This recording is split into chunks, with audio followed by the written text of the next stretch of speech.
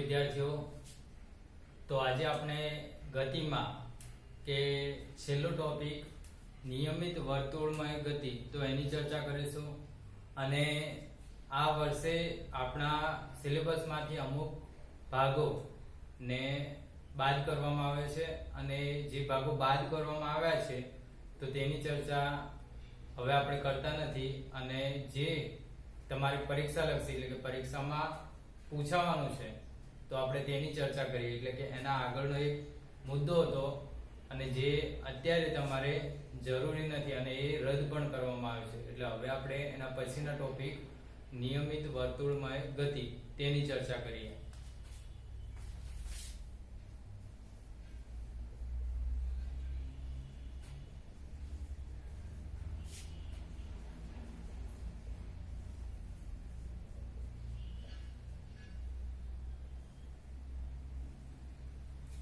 તો નિયમિત વર્તુળ ગતિ, તો વર્તુળ તો એનાથી આપણે બધા પરિચિત છીએ.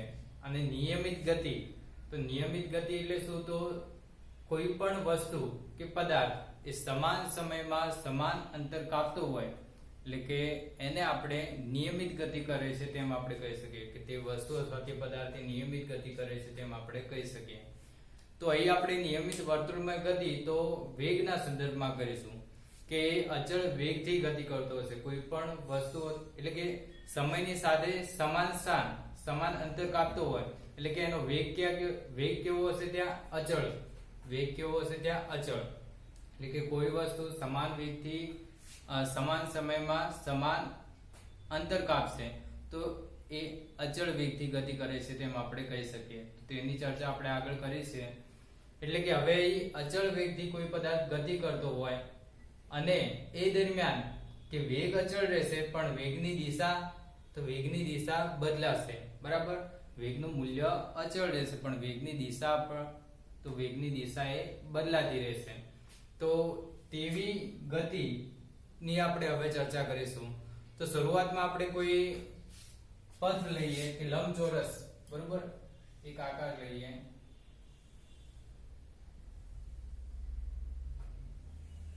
આકાર કેવો છે? તો લંબચોરસ. તો એના ખૂણાઓ દર્શાવીએ A, B, C અને D. એટલે કે શરૂઆતમાં આપણે ધારી લઈએ કે કોઈ એથ્લેટ છે. એથ્લેટ એટલે કે કોઈ રમતવીર છે. બરાબર? કોઈ રમતવીર છે એ ગતિ કરવાનું શરૂ કરે છે. એટલે કે અહીંથી ગતિ કરવાનું શરૂ કરે છે. અને અહીં ખાસ ધ્યાન રાખવાનું કે અહીં આપણે નિયમિત વર્તુળમય ગતિની ચર્ચા કરવા જઈ રહ્યા છીએ. નિયમિત ગતિ એટલે શું? તો કે સમાન સમયમાં સમાન અંતર કાપશે. એટલે કે આ એથ્લેટ દ્વારા સમાન સમયમાં સમાન અંતર કપાશે. એટલે કે અચળ વેગથી ગતિ કરશે અને એ દરમિયાન એની દિશા જ બદલાશે. બરાબર? એનો વેગ કેવો રહેશે? અચળ. તો આપણે ધારી લઈએ કે હવે શરૂઆતમાં કે A થી B તરફ જાય છે. ક્યાંથી જાય? તો A થી B તરફ જાય. A બિંદુથી B બિંદુ તરફ જાય. હવે B બિંદુ સુધી પહોંચી ગયો પછી એ અચળ વેગથી પોતાની ગતિની દિશા બદલશે અને હવે તે ક્યાંથી ક્યાં જશે? તો B થી C તરફ જાય. B થી C તરફ ગતિ કરે. C બિંદુ પાસે પહોંચે એટલે ફરીથી પોતાની ગતિની દિશા બદલશે અને હવે તે ક્યાંથી ક્યાં જશે? તો C થી D તરફ જશે. ક્યાંથી ક્યાં? તો C થી D તરફ જશે. અને D બિંદુ પાસે ફરીથી એ પહોંચીને પોતાના ગતિની દિશા બદલશે અને હવે ક્યાંથી ક્યાં જશે? તો D થી A બિંદુ પર જશે. એટલે કે એક ચક્ર પૂરું કરવા માટે આ લંબચોરસ એટલે કે ABCD લંબચોરસ ABCD પર તે એક ચક્ર પૂરું કરવા માટે લાગતો સમય, તો એ દરમિયાન વેગ કેવો રહેશે?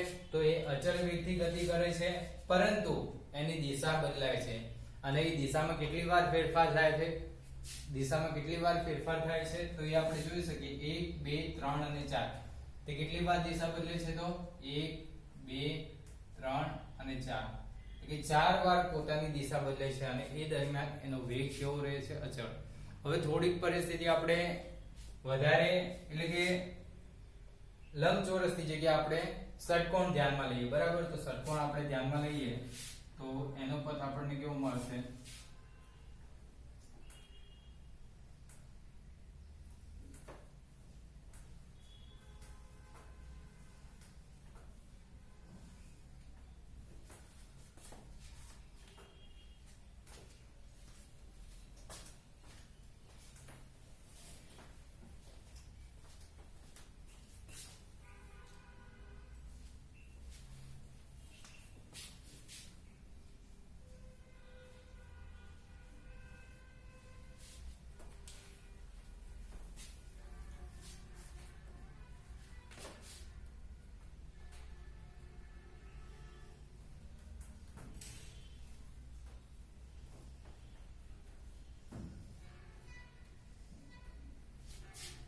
તો હવે કે કોઈ એથ્લેટ છે એ આ બિંદુથી ગતિની શરૂઆત કરે છે, એ આમ આપણે ધારી લઈએ. એથ્લેટ એટલે કે રમતવીર. તો A B C D E અને F. તો હવે ગતિ કરવાનું શરૂ કરે છે તો એ શરૂઆતમાં A થી B બિંદુ પર જાય છે, તો A થી B બિંદુ સુધી જાય છે અચળ ઝડપથી, એટલે કે અચળ વેગથી ગતિ કરે. B થી C બિંદુ પર જાય છે, C બિંદુએ પહોંચે છે. પછી C થી D બિંદુ પર જશે તો D બિંદુ પર પહોંચશે. D થી E બિંદુ પર આવશે, E થી F બિંદુ પર આવે છે અને F થી A બિંદુ પર એ પાછો આવે છે. એટલે કે એક ચક્ર પૂરું કરવા માટે અહીં અને એક ચક્ર પૂરું કરવા માટે લાગતો સમય, તો એટલે કે એ અચળ ઝડપથી ગતિ કરે છે અને એ દરમિયાન એની દિશા બદલાય છે. એ આપણે જોઈ શકીએ કે અહીં દિશા, તો અહીં દિશા કેટલી મળશે, કેટલી વાર એ દિશા બદલે છે, 1 2 3 4 5 અને 6, તો 6 વાર એ દિશા બદલે છે. પરંતુ આ બે કિસ્સાની અંદર આપણે જોઈ શકીએ છીએ કે આ જે લંબાઈ છે તો આ અંતર વધારે છે અને આ અંતર ઓછું છે, બરાબર. આ અંતર વધારે છે અને આ અંતર ઓછું છે. એટલે કે આપણે જોવા જઈએ તો અચળ ઝડપથી તો અહીં B બિંદુ પાસે આવીને એ તરત જ પોતાની દિશા બદલી દેશે, બરોબર. તો કોઈ બિંદુ પાસે તરત જ દિશા બદલવી હોય તો એ આપણે જોઈ શકીએ કે A થી B બિંદુ પાસે પહોંચે, B થી C બિંદુ પાસે, C થી D, E થી A બિંદુ પાસે, એટલે કે એની દિશા બદલાશે ત્યાં. પછી એ છે તે આપણે અહીં જોઈ શકીએ તો એ કેટલી વાર દિશા બદલે છે, તો 6 વાર. હજી પણ પરિસ્થિતિ આપણે થોડી જોઈએ તો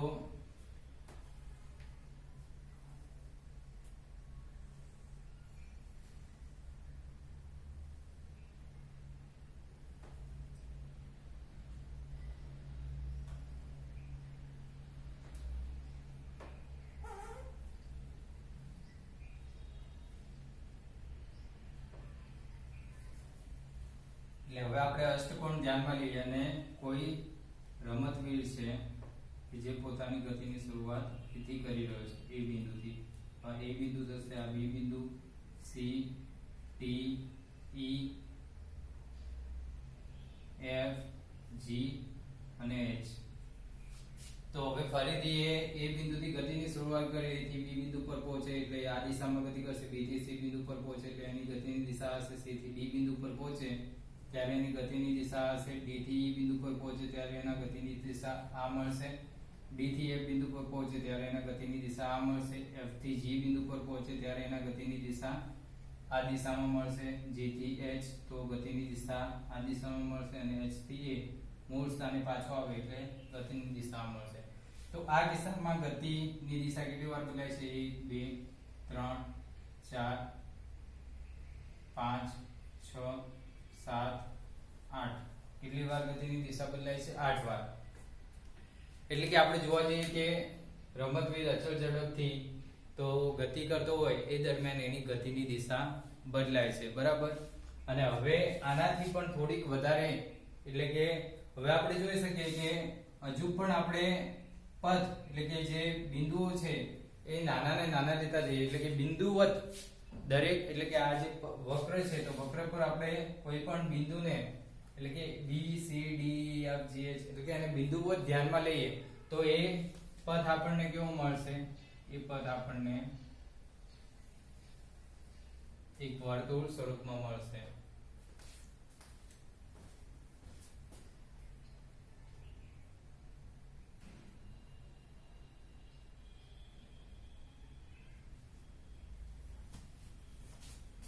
એટલે કે આપણે જોઈ શકીએ કે જેમ જેમ રમતવીર એટલે કે એથ્લેટ પોતાના ગતિપથ ને વધારે છે, બરોબર, પોતાનો પથ વધારે છે એટલે પોતાના પથનો આકાર બદલે છે, તેમ તેમ એની ગતિની દિશા વધતી જાય છે. તેમ તેમ શું થાય, એની ગતિની દિશા વધતી જાય. જો આપણે ધ્યાનમાં લઈએ કે અનંત ગતિપથ ની અંદર એ ચક્ર એટલે કે એક ચક્ર એ પૂરું કરે તો એ દરમિયાન એનો આકાર આપણને કેવો મળશે, અનંત ગતિપથનો આકાર. તો એ આપણને છેલ્લે કેવો મળશે, આપણે જોઈ શકીએ કે છેલ્લે આકાર આપણને કેવો મળશે, વર્તુળ આકાર મળશે. છેલ્લે આપણને કેવું મળશે, વર્તુળ આકાર મળશે.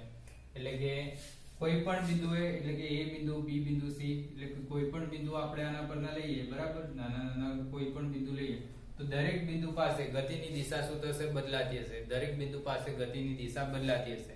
વેગ તો એ અચળ વેગથી ગતિ કરે, પરંતુ દિશા ત્યાં બદલાય છે. અને આપણે જોઈ શકીએ કે ઝડપ સાથે દિશા એટલે કે અહીં આપણે એમ પણ કહી શકીએ કે ઝડપનું મૂલ્ય કેવું રહેશે? અચળ રહેશે. ઝડપનું મૂલ્ય અચળ રહેશે, પરંતુ એની દિશા બદલાય છે. ઝડપનું મૂલ્ય અચળ રહે છે, પરંતુ એની દિશા બદલાય છે. એટલે કે નિયમિત વર્તુળાકાર ગતિ આપણે કઈ રીતે વ્યાખ્યાયિત કરી શકીએ? તો નિયમિત વર્તુળાકાર ગતિમાં કે કોઈ પદાર્થ અથવા તો કોઈ વસ્તુ એ અચળ ઝડપથી ગતિ કરતો હોય તો એ નિયમિત વર્તુળાકાર ગતિ કરે છે એમ આપણે કહી શકીએ, બરોબર. અને એ દરમિયાન એની ગતિની દિશા બદલાતી હશે. તો આપણે જોઈ શકીએ કે કોઈ પણ બિંદુ લઈએ, વર્તુળાકાર પથ પર આપણે કોઈ પણ વર્તુળાકાર ગતિપથ પર આપણે કોઈ પણ બિંદુ લઈએ તો દરેક બિંદુ આગળ એના ગતિની દિશા બદલાતી હશે, બરાબર.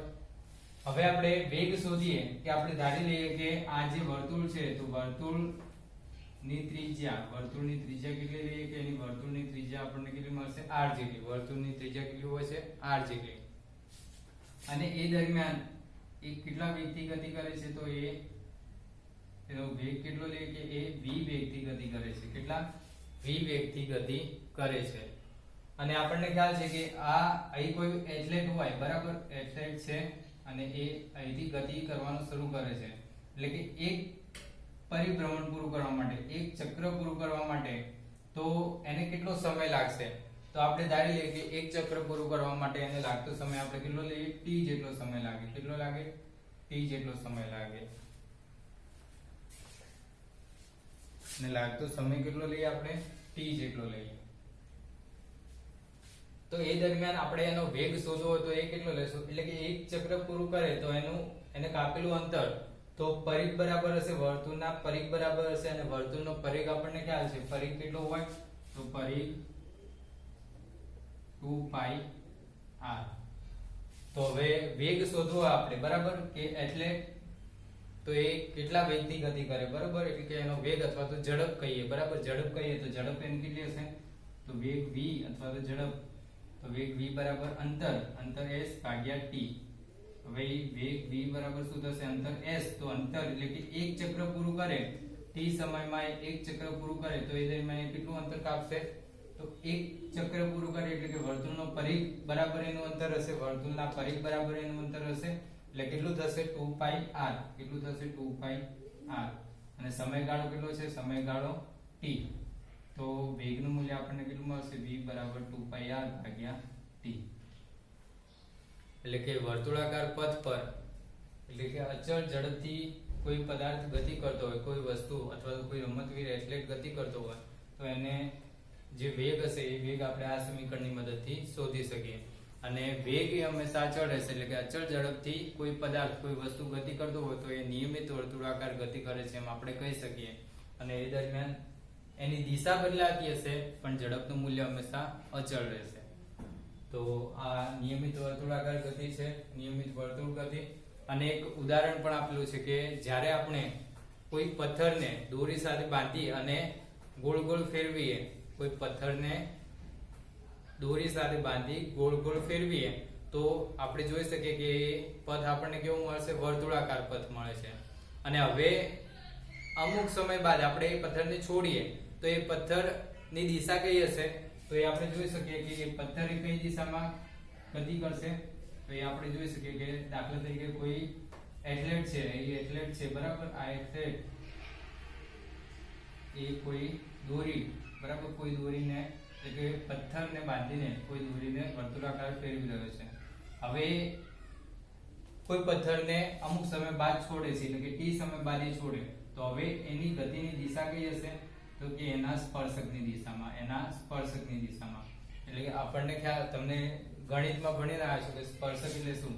તો વર્તુળના કોઈ પણ બિંદુમાંથી પસાર થતી રેખા, બરોબર.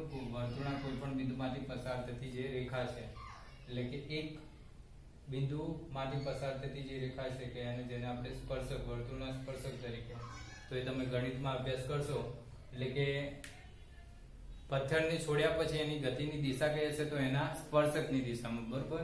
તો એના સ્પર્શકની દિશામાં આપણને મળશે અને એ દરમિયાન એનો વેગ આપણે આ સમીકરણની મદદથી શોધી શકીએ. તો નિયમિત વર્તુળમય ગતિ એટલે કે એ દરમિયાન વેગ અથવા તો ઝડપની વાત કરીએ, ઝડપ એ અચળ હશે પરંતુ એની ગતિની દિશા બદલાતી હશે. અને આ સાથે આપણે આ પ્રકરણ પૂરું કરીએ છીએ. આ પ્રકરણને લગતા કેટલાક એક્ઝામ્પલ એ સ્વાધ્યાયની અંદર આપેલા છે તો એ આપણે ગણીશું. પહેલા તમને હોમવર્કમાં આપીશું અને ત્યારબાદ આપણે તેની ગણતરી કરીશું.